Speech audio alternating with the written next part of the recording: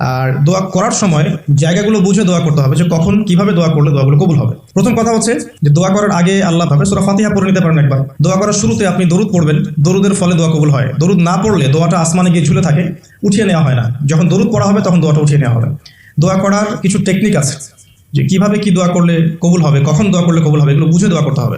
অনেকেই বলে দোয়া করে যাচ্ছে কবুল হচ্ছে না, কিছু বিষয় আছে হয়তো এই কারণে হচ্ছে না। হয়তো আল্লাহ পাক চাচ্ছেন এটা আপনার জন্য পরে পাওয়া উত্তম, সেই জন্য আপনি এখন পাচ্ছেন না। হয়তো আল্লাহ পাক আপনাকে পরকালে দিবেন বলে জমা রেখেছেন, হয়তো এই জন্য পাচ্ছেন না। অথবা হয়তো আপনার আকীদা শিরক আছে, হয়তো এই জন্য হচ্ছে না। হয়তো বা আমলে বেদায়াত আছে, এই কারণে হচ্ছে না। অথবা আপনার রিজিকে কোনো হারাম কিছু আছে, মেবি এই কারণে আপনার দোয়া কবুল হচ্ছে না। অথবা আপনি তাড়াহুড়া করছেন। তাড়াহুড়ার ব্যাখ্যায় নবী সাল্লাল্লাহু আলাইহি ওয়াসাল্লাম বলেছেন যে মানুষ বলে আমি দোয়া করেই গেলাম, আমার দোয়া কবুল হলো না। তো আমরা জেনে নিব যে কোন কোন জায়গায় কিভাবে দোয়া করলে দোয়া কবুল হবে। এই বইটার মধ্যে সবই দেওয়া আছে, হিসনুল মুসলিম বইটার মধ্যে। তারপর আমি বলছি আমার ব্যক্তিগত ইলম থেকে কিছু কথা, সেটা হলো দোয়া করার আগে অবশ্যই আল্লাহর প্রশংসা করবেন, অ্যাটলিস্ট একবার আলহামদুলিল্লাহ বলে হাত তুলবেন। তারপরে আপনি নবী সাল্লাল্লাহু আলাইহি ওয়াসাল্লামের কাছে উপরে একবার দরুদ পড়বেন। আগে আল্লাহর প্রশংসা, তারপরে দরুদ। এরপরে আপনি নিজের পাপের ক্ষমা চাবেন। আগে আপনি পাপ করেন বা না করেন, আগে বলবেন রব্বিক ফিরলি, আল্লাহ আমাকে মাফ করে দাও, পাপ করেন বা না করেন। এটা সুলাইমান আলাইহিস সালামের সেই দোয়া থেকে আমি শিক্ষা নিয়েছি। সুলাইমান আলাইহিস সালাম যে বিখ্যাত দোয়া বলেছিলেন যে আল্লাহ আমাকে এমন মুলক এবং রাজত্ব দান করুন যে মুলক আর রাজত্ব আপনি কাউকে কখনো দেননি। এই দোয়ার শুরুতে তিনি বলছেন রব্বিক ফিরলি, আল্লাহ আমাকে মাফ করুন। তো এটা আদব, দোয়ার আদব হচ্ছে আগে নিজের ক্ষমা চাওয়া, আল্লাহর কাছে নিজের ভুলের ক্ষমা চাওয়া, তারপরে দোয়া করা।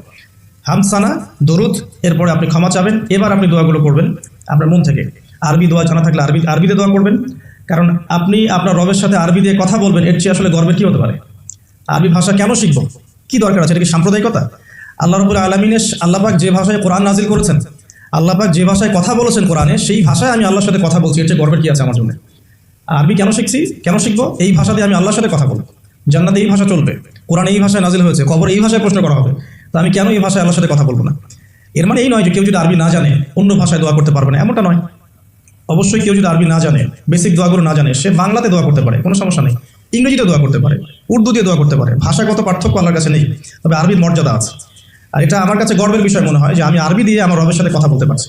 আমি আরবি দিয়ে কথা বলছি, এবং আরবি দিয়ে দোয়ার ক্ষেত্রে আপনি এত ভালো করে মনের ভাব প্রকাশ করতে পারবেন অল্প শব্দে, যেটা হয়তো অন্য কোনো জায়গায় সম্ভব নয়। এরপরেও আমি বলবো যে মাতৃভাষায় মানুষের মনের ভাব প্রকাশের ক্ষেত্রে সহজতা আছে। যদি কেউ আরবি না জানেন, সেক্ষেত্রে মাতৃভাষাতেই বেশি বেশি দোয়া করবেন, চলতে ফিরতে দোয়া করবেন। নির্দিষ্ট সময়েই দোয়া করতে হবে এমন নয়, রোজা রেখে সারাটা দিন যখনই আপনার মন চাচ্ছে, মনের মধ্যে একটা কিছু চাহিদা আসছে, আপনি দোয়া করে ফেলবেন। নবী সাল্লাল্লাহু আলাইহি ওয়াসাল্লাম বলেছেন, যদি তোমাদের কারো জুতার ফিতাও ছিঁড়ে যায়, সেজন্য সেই ফিতাটাও আল্লাহর কাছে চেয়ে নেয়।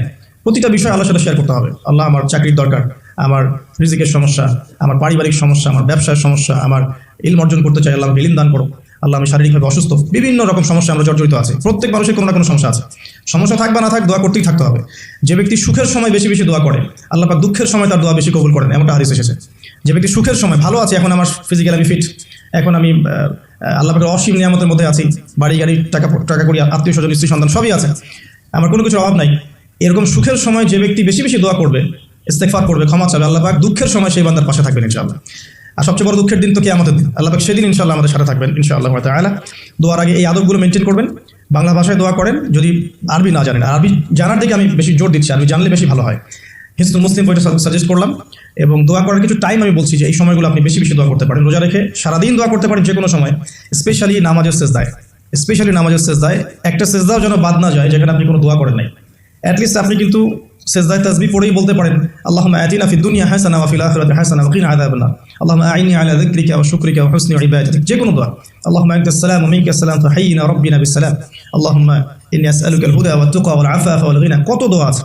রব্বি হাবলি মিনাস সালিহিন, আল্লাহুম্মা ربنا آتنا في الدنيا حسنة وفي الآخرة حسنة وقنا عذاب النار رب ارحمهما كما ربياني صغيرا ربنا آتنا من لدنك رحمة وهيئ لنا من أمرنا رشدا। প্রচুর দোয়া আছে, দোয়ার উপর সেশন করা যাবে। আপনি সেজদায় বেশি বেশি দোয়া করেন, মিনিমাম 1টা 2টা 3টা করে দোয়া করার চেষ্টা করেন। যদি আরবি না জানেন, আপনি নফল নামাজে, সুন্নত নামাজে বাংলাতেও দোয়া করলে ইনশাআল্লাহ কবুল হবে। আল্লাহ পাক সমস্ত ভাষায় বোঝেন ইনশাআল্লাহ তাআলা। সেজদায় দোয়া করেন বেশি বেশি। আমি সাজেস্ট করবো যে রমজান মাসে আপনি 2 আজানের মাঝখানে দোয়া করবেন। আজান হয়েছে, আজানের সময় দোয়া করলে দোয়া কবুল হয়ে যায়।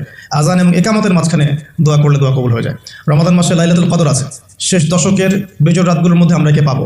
যদি কেউ লাইলাতুল কদর পেয়ে যায়, সেই রাত্রে যে দোয়া করবে সেই দোয়াগুলো কবুল হবে ইনশাআল্লাহ তাআলা। কাউকে ইফতার করানোর পর দোয়া করলে দোয়া কবুল হতে পারে ইনশাআল্লাহ।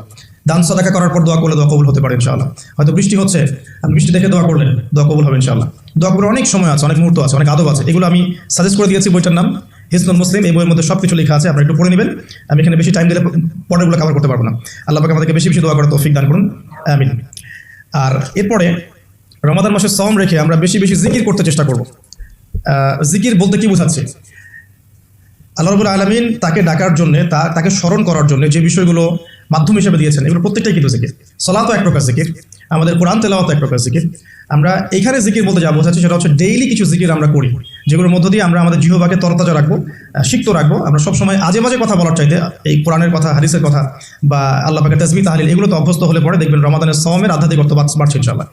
এটা আপনি প্রমাণিত যে আপনি 1 ঘন্টা অহেতুক কথাবার্তা বলেন কারোর সাথে, আপনার মনের নূরগুলো নষ্ট হয়ে যাবে। এবং আপনি 1 ঘন্টা চুপ করে থাকেন, দেখবেন চুপ করে থাকার ফলে আপনার মধ্যে অনেক চিন্তা আল্লাহর পক্ষ থেকে ইনস্টল হচ্ছে, ভালো চিন্তাও আসে আর শয়তানের পক্ষ থেকে খারাপ চিন্তা আসতে পারে চুপ করে থাকলে। আর যদি আপনি বেশি বেশি জিকির করতে থাকেন, ফর এক্সাম্পল 100 বার সুবহানাল্লাহ, ফর এক্সাম্পল আলহামদুলিল্লাহ, আল্লাহু আকবার, লা হাওলা ওয়ালা কুওয়াতা ইল্লা বিল্লাহ, আস্তাগফিরুল্লাহ ওয়া আতুবু ইলাইহি, হাসবি আল্লাহ ওয়া নি'মাল ওয়াকিল। আপনি বলছেন লা ইলাহা ইল্লাল্লাহ অথবা লা ইলাহা ইল্লাল্লাহ ওয়াহদাহু লা শারীকা লাহু লাহুল মুলকু ওয়া লাহুল হামদু ওয়া হুয়া আলা কুল্লি শাইইন কাদির, সুবহানাল্লাহি ওয়া বিহামদিহি, সুবহানাল্লাহিল আযীম অথবা সুবহানাল্লাহিল আযীম ওয়া বিহামদিহি। এরকম প্রচুর জিকির দেয়া আছে, কিন্তু এই বইয়ের মধ্যে দেয়া আছে। এগুলো যদি নিয়ম করে করি, আমরা একটা সময় ফিক্স করে করি যে আমি এই 1 ঘন্টা ফজরের নামাজের পরে এই জিনিসগুলো করবো, তাহলে কিন্তু আপনি আপনার রোজার মধ্যে ইফেক্টিভ বিষয়গুলো খুঁজে পাবেন। তবে আমি এটা সাজেস্ট করি যে আপনি চলতে ফিরতে এই কাজগুলো করবেন। ঢাকা শহরে আমরা যারা থাকি, আমরা জ্যামের সাথে অভ্যস্ত।